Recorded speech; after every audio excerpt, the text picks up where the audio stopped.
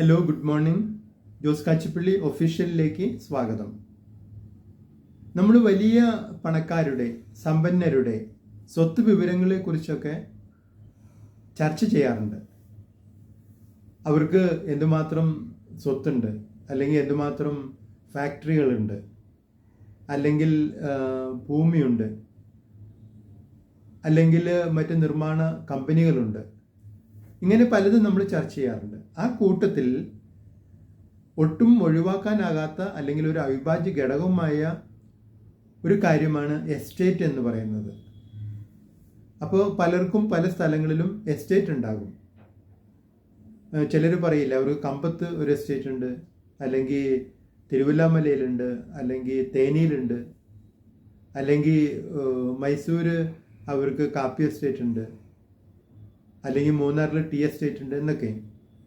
അപ്പോൾ എസ്റ്റേറ്റ് എന്ന് പറയുന്നത് ഒരു സ്റ്റാറ്റസ് സിമ്പിളായിട്ട് മാറുകയാണ്, വരുമാനത്തിൻ്റെ ഒരു പ്രതീകം, സമ്പത്ത് കൂടുതലുള്ളതിൻ്റെ ഒരു അടയാളമായിട്ട് മാറുന്നു. അപ്പോൾ നിങ്ങൾക്കൊക്കെ തോന്നാറുണ്ടോ സ്വന്തമായിട്ടൊരു എസ്റ്റേറ്റ് ഉണ്ടായിരുന്നെങ്കിൽ എന്ന്? അപ്പോൾ അങ്ങനെ ചിന്തിക്കുമ്പോൾ തന്നെ മനസ്സിൽ ഒരു ചെറിയൊരു തടസ്സം, ഒരു ബ്ലോക്ക് മനസ്സ് കൊണ്ടുവന്ന് വയ്ക്കും. കാരണം എസ്റ്റേറ്റിനൊക്കെ എത്ര രൂപ വേണം, കോടിക്കണക്കിന് പൈസ വേണ്ടേ, പിന്നെ അതിനെക്കുറിച്ച് ചിന്തിക്കുന്നതിൽ വല്ല കഥയുണ്ടോ എന്നൊക്കെ. എന്നാൽ എസ്റ്റേറ്റിന് കോടിക്കണക്കിന് രൂപ ഇല്ലാതെയും എസ്റ്റേറ്റ് വാങ്ങാം. ഇനി അത് തന്നെ ഒരുമിച്ച് കൊടുക്കണമെന്നില്ല, കുറേശ്ശെ കുറേശ്ശെ കൊടുക്കാം, അങ്ങനെയും എസ്റ്റേറ്റ് വാങ്ങാം. നമുക്ക് ചെറിയ എസ്റ്റേറ്റൊക്കെ നമുക്കും ആകാം.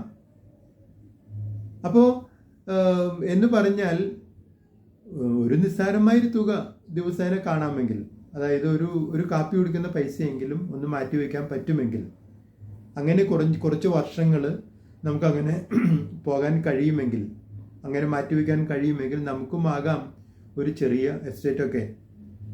അപ്പോൾ എസ്റ്റേറ്റ് എന്ന് പറയുമ്പോൾ നമ്മൾ സാധാരണ ഈ കമ്പത്തേം തേനിയിലെയും തിരുവല്ലാമലയിലെയും എസ്റ്റേറ്റ് പോലെ കാപ്പിയും റബ്ബറും ചായയും ഒന്നുമല്ല. ഈ എസ്റ്റേറ്റ് വെർച്വൽ എസ്റ്റേറ്റാണ്. അപ്പോൾ ഇത് എന്ന് വെച്ച് കഴിഞ്ഞാൽ നമുക്ക് ഈ ഇവിടെ ഭൂമിയോ അല്ലെങ്കിൽ ഏക്കർ കണക്കിന് സ്ഥലമോ അങ്ങനെയൊന്നും അല്ല ഇതിൻ്റെ രീതി.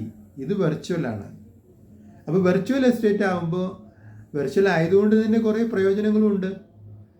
കാരണം ഒരു റിയൽ എസ്റ്റേറ്റ് ആണെങ്കിൽ, ശരിക്കുമുള്ള ഭൂമിയിലുള്ള ഒരു എസ്റ്റേറ്റ് ആണെങ്കിൽ നമ്മളത് രജിസ്ട്രേഷൻ നടത്തി കിട്ടാൻ തന്നെ ഒരുപാട് അധ്വാനമുണ്ട്.